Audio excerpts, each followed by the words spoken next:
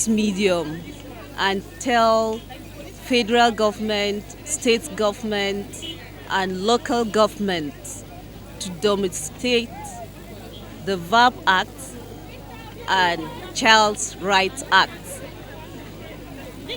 They should expedite the process of implementation of this act,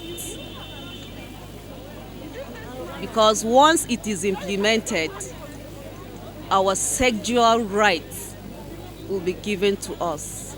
For too long, women and girls with disabilities have suffered domestic violence.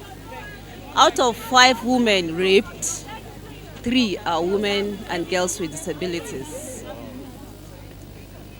And these women have rights to their bodies. Women's rights are human rights. Violence is killing many. Children are dying, women are dying. Hospital bills we cannot afford. There are no provisions to transport victims to hospital, no provision to pay for hospital bills.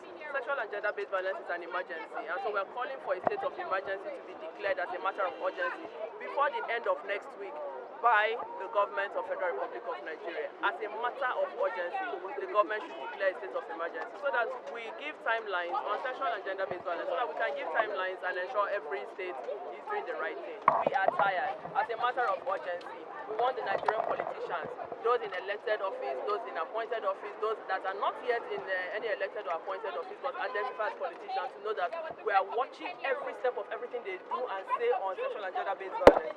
We have made a firm declaration that anybody that does not endorse the Child Rights Act and Violence Against Persons Prohibition Act has no place in government, and come 2023 we are beginning to galvanize towards that because we are tired. We need to see budgetary allocations for real-time interventions in sexual and gender-based violence. We need to see a deliberate increase in ensuring independence of the police in investigations. We need to ensure that police doesn't need to collect money from survivors, because many of them are children, many of us are indigent, and we cannot afford these things. And you can hear, enough is enough. That's a firm commitment.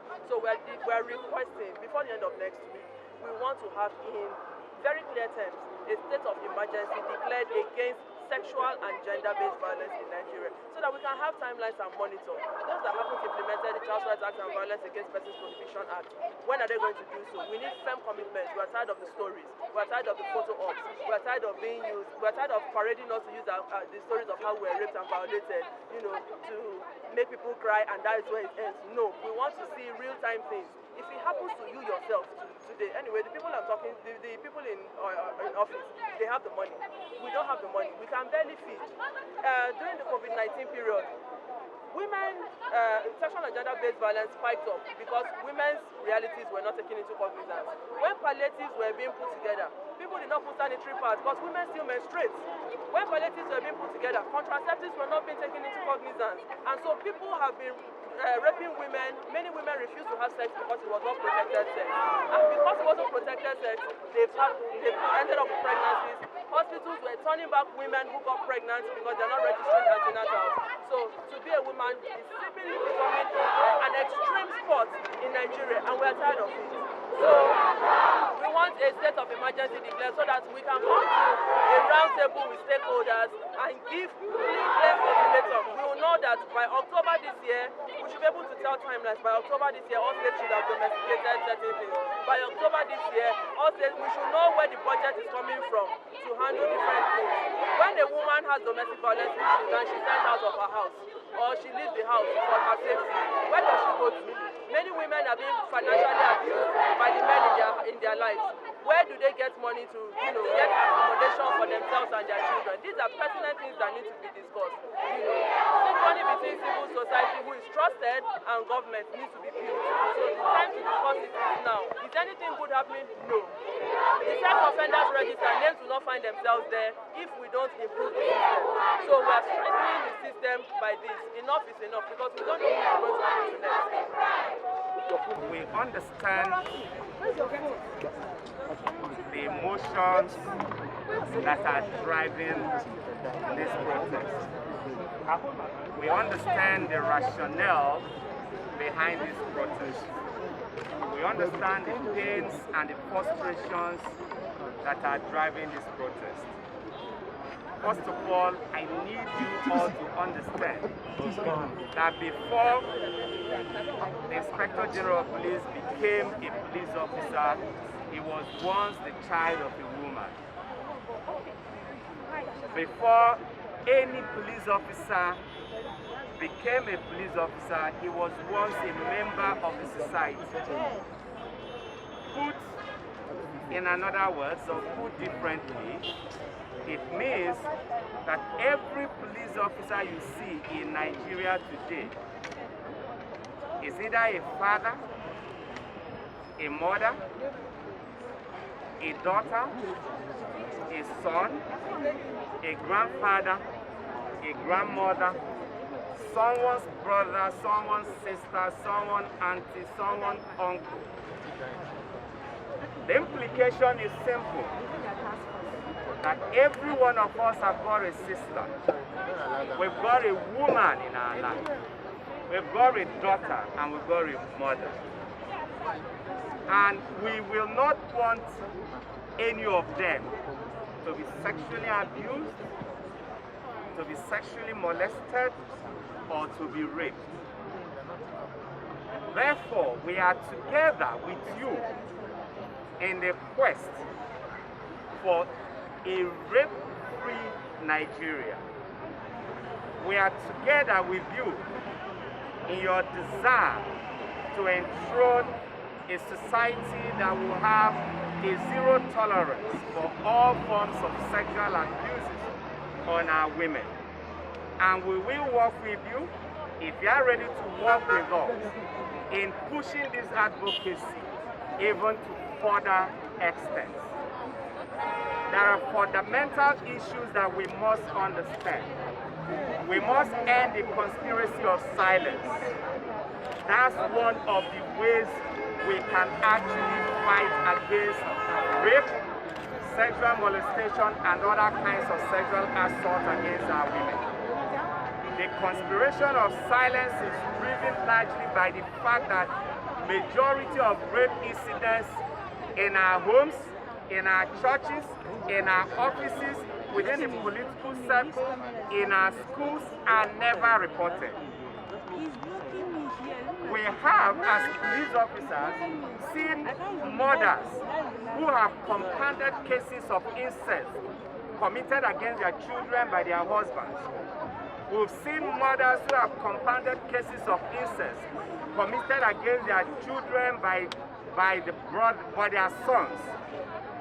Therefore, we must work together to build and embolden a generation of women who will be bold enough to report cases when they happen. It might look like there is a triggering in the numbers or the staggering of the numbers, but it doesn't matter. The first, the starting point towards dealing with rape is ending the conspiracy of silence. The second thing is we must work together to educate our people. As police officers, one of the most frustrating things we've noticed in the past is the fact that a lot of crime scenes involving rape are malhandled. I don't know any of you who have watched a video online of somebody going to the church where Uwa was raped and then pretending to be reporting the case and touching virtually everything in that crime scene. That is not the way to go. We must maintain every crime scene in its purest, uncontaminated and pristine form. That will help the police to be able to do their investigation and ensure successful prosecution of perverts and of suspects involved in the sexual abuse of our daughters, our sisters, and our mothers. And thirdly, we must end the connivance of relatives to shut down police investigation and to shut down prosecutions. We have seen so many cases where we have tidied up investigations involving rapes, only for the victim's family to turn around, reconcile and strike a deal with the suspect, and then they come back to the police to say they are no longer interested in the prosecution. And even when we insist on prosecuting, whether they support us or not, they get to the court and they turn around to become hostile witnesses. On our part as law enforcement agents, we must continue to build capacity of our policemen. We must continue to build a generation of police officers who can empathize with our women, who can show tact, who can show understanding, and who can work with victims, family, activists, and other positive-minded citizens to combat rape. I want to reassure you that under the leadership of the current Inspector General of Police, we will work with the country, we will work with the citizens, we will work with the lawmakers, we will work with activists like you, we work with the other components of the criminal justice system to fight rape and fight it to standstill. I'm ready to take your questions. I support the current course, which is not just current, which has been ongoing, by a community of activists who believe that we should fight and combat the incident of rape, which has become a national calamity, a national pandemic, a national epidemic.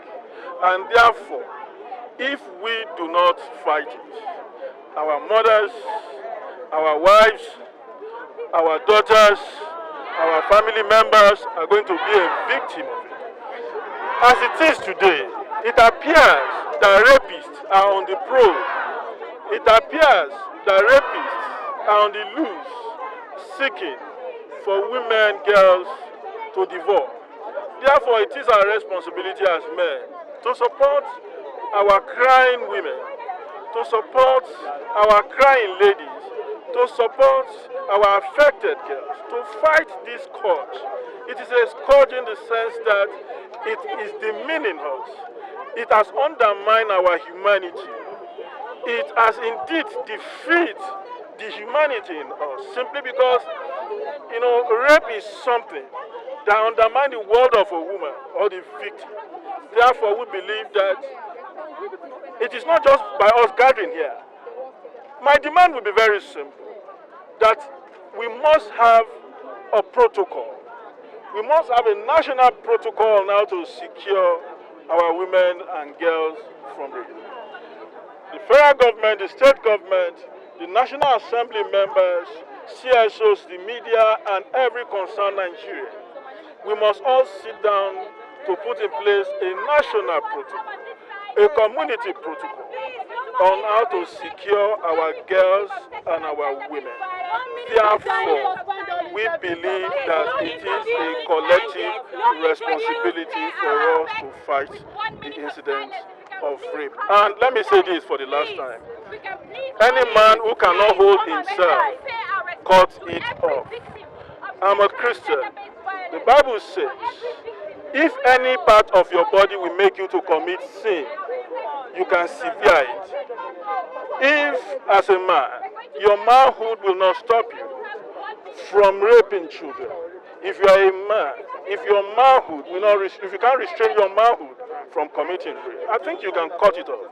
It is a right, and it is not a sin to sever your manhood. It is as serious as that, because we have to protect our girls, we have to protect our women, we also have to protect ourselves and the society. The issue of gender-based violence is something that unfortunately has been prevalent in the recent times. But it's not just in the recent time, it is something that has been going on for too long, way too long. And it's very unfortunate because every woman, every child or girl child is prone to this evil act, and it is gradually eroding the morals of our society, because it is so unfortunate that women are no longer safe. Women can no longer walk the street. Women are no longer free. You cannot even trust to leave your girl child in the hands of even so-called relatives, because some of the relatives are even the perpetrators of this evil recently, and it's very sad. Unfortunately, the government is not even doing much to curtail this evil act that is ongoing, because we don't see some of these perpetrators of this evil brought to book. Even our laws, even our court procedures are not protecting the victims because of the technicalities and the loopholes in some of these cases. So it makes it unfortunate. If the government will come out with stringent rules and actions against these people, I believe that it will serve as a deterrent, and this will gradually come to an end, or will be reduced to the barest minimum. There are a lot of rules. Recently, they said that the House of Representatives turned down the bill on castration. These are things that we want to see being done. If one person goes through that process, I believe it will serve as a deterrent. If you've been following what's been going on in the country, especially from January, and in the wake of this coronavirus pandemic, you understand that there's been an increase in the activities of rapists, raping minors and women and killing them. So, and it looks as if the authorities, especially the police, are just sitting back and not doing anything.